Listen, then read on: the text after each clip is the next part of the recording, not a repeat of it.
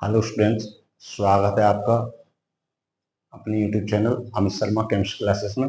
प्यारे विद्यार्थियों, आज हम आप लोगों के लिए कक्षा 11 का जो केमिस्ट्री का सिलेबस है उसके विषय में विस्तार पूर्वक बताएंगे।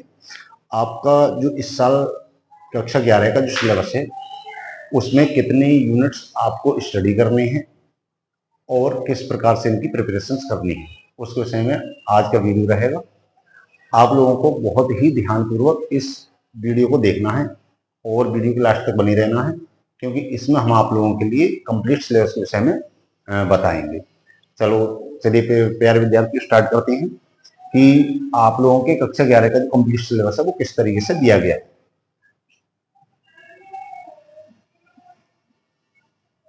प्यारे विद्यार्थियों, आपके सिलेबस का जो पहला यूनिट है वो रसायन विज्ञान की मूल अवधारणाएं दे रखी हैं, जिसमें कि बेसिक कॉन्सेप्ट है रसायन विज्ञान से संबंधित।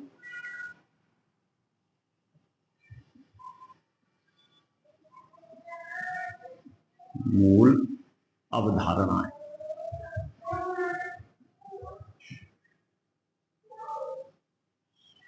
प्यारे विद्यार्थी आपका पहला यूनिट रहेगा रसायन की मूल अवधारणा। बेसिक कॉन्सेप्ट जितना भी आपका रसायन विज्ञान से संबंधित है वो सारा कुछ इसमें दिया हुआ है।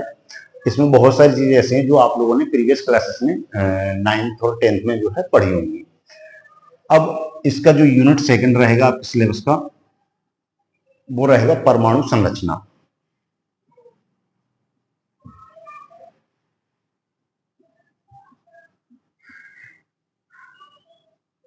परमाणु संरचना बेहद इंपॉर्टेंट यूनिट रहेगा, क्योंकि इसमें बहुत सारी चीजें जो है वो बेसिक कॉन्सेप्ट से रिलेटेड ही दे रखी हैं।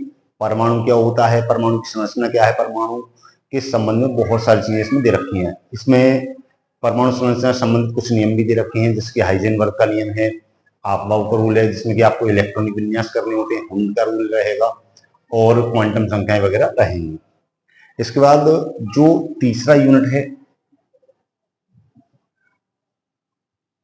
वो रहेगा आपका आवर्त सारणी से संबंधित। इसमें हम तत्वों का आवर्ती वर्गीकरण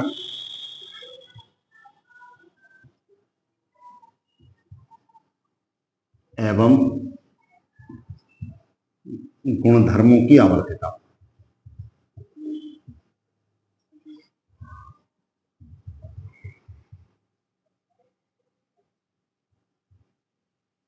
ये आपका थर्ड यूनिट रहेगा।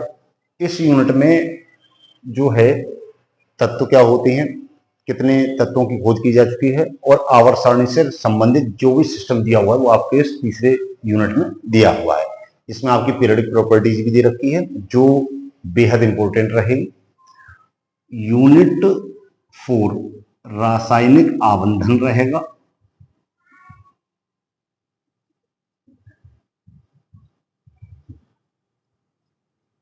रासायनिक आवंधन भी एक बेसिक कॉन्सेप्ट के हिसाब से बहुत ही इंपॉर्टेंट यूनिट रहेगा। रासायनिक आवंधन में कंपाउंड की फॉर्मेशन किस प्रकार से होती है, किस प्रकार से एलिमेंट परस्पर कंबाइन होकर के कंपाउंड या मॉलिक्यूल्स का निर्माण करते हैं, उसके अंतर्गत किन किन बॉन्ड्स की जो होती है वो निर्मित होती हैं, बॉन्ड्स का निर्माण होता है किस प्रकार से होता है, तो इसकी पूरी स्टडी आपकी रासायनिक आवंधन में रहेगी। इसके बाद जो यूनिट 5 है वो ऊष्मागतिकी रहेगा। ऊष्मागतिकी ऊष्मागतिकी ऊष्मागतिकी फिजिकल केमिस्ट्री से रिलेटेड यूनिट रहेगा और बहुत ही इंपॉर्टेंट यूनिट रहेगा। इसमें जो ऊष्मागतिकी के नियम है वो बहुत इंपॉर्टेंट रहते हैं। आपके कॉम्पिटिटिव एग्जाम में भी इस यूनिट से काफी सारा पूछा जाता है और आपका जो है बहुत इंपॉर्टेंट यूनिट होने वाला है ये। इसके बाद यूनिट नंबर 6 ये रहेगा आपका रासायनिक साम्यावस्था और आयनिक साम्यावस्था, दोनों ही कंबाइंड दिए हुए हैं इस यूनिट में आपको पढ़ने हैं। रासायनिक व आयनिक साम्यावस्था,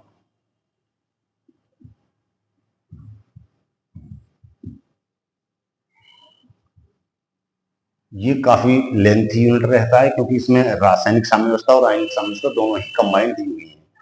और इसमें जो है कंपटीशन लेवल से ये जो यूनिट रहेगा बहुत ही ज्यादा इंपॉर्टेंट रहेगा, क्योंकि नीट या फिर IIT एग्जाम में रासायनिक साम्यवस्था और आयनिक साम्यवस्था से रिलेटेड काफी सारे क्वेश्चन उसमें रहते हैं। इसके बाद यूनिट नंबर 7 ये रहेगा आपका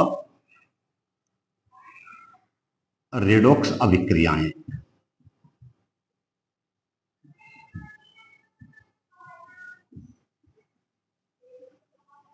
रेडॉक्स अभिक्रियाएं जो चैप्टर है इसमें थ्योरेटिकली पोर्शन बेहद कम है और बहुत सारी चीजें इसमें समझने की रहेंगी।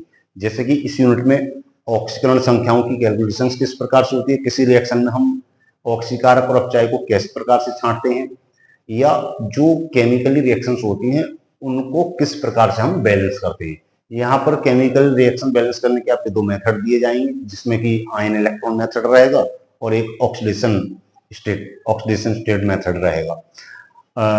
तो यहाँ पर जो यूनिट रहेगी आपकी वो काफी कुछ इसमें समझने का रहेगा, लॉजिकली रहेगा, और रटने का इसमें बहुत कम पोर्शन दिया हुआ है।